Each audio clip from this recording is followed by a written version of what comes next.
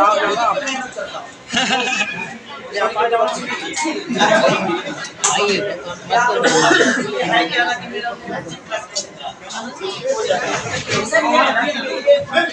Actor तभी बेहतर है कि अगर हम मुझे लोग प्यार करते हैं, मुझे प्यार करते हैं, अगर मैं भी एक आम इंसान की तरह ये चीजों को रखूं, अपने बॉडी, अपने चाल को, अपने रहन सहन को, अपने हर चीज को, तो मैं अलग नहीं हूँ और मैं उससे अलग नहीं हूँ, लेकिन मैं अलग करूंगा तो ही अपने आप को दुनिया भी अलग करेगी। और मैं थोड़ा सा सीरियस रहता हूँ अपने फिजिक को लेके, अपने काम को लेके, तो उसकी वजह से उसी बहाने में अपने आप को फिट भी रखता हूँ। इसीलिए मुझे लगता है मैं जब काम से प्यार करता हूँ, तो जब आपको अपने काम से प्यार होगा,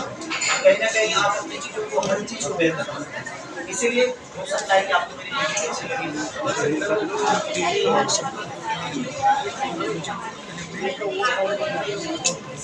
चीज़ों पर नहीं,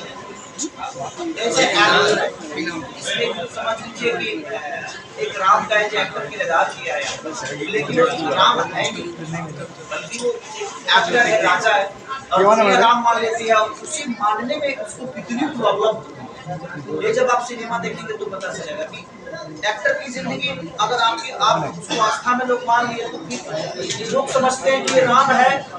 तो ये खान नहीं खाएगा, नाम है तो इसको भाई वो नहीं खाना है, वो नहीं खाना है, ये नहीं कर सकता, ये नहीं कर सकता। तो उसमें क्या एज ए इंसान की जिंदगी जो होती है ना,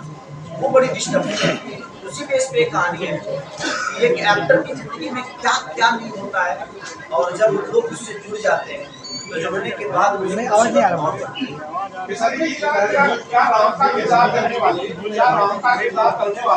रामायण में अरुण गोविल की कहानी है ये,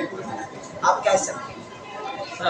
हैं क्योंकि उनके साथ भी, उनसे ही इंस्पायर होकर ये कहानी बनाई।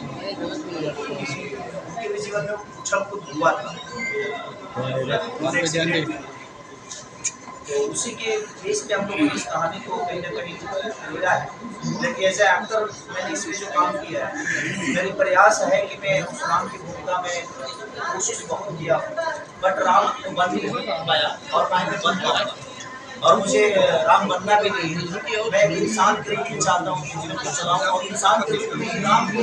आचरण को अपने अंदर लेकर अपने जीवन को चलाऊँ, ये मैं हमेशा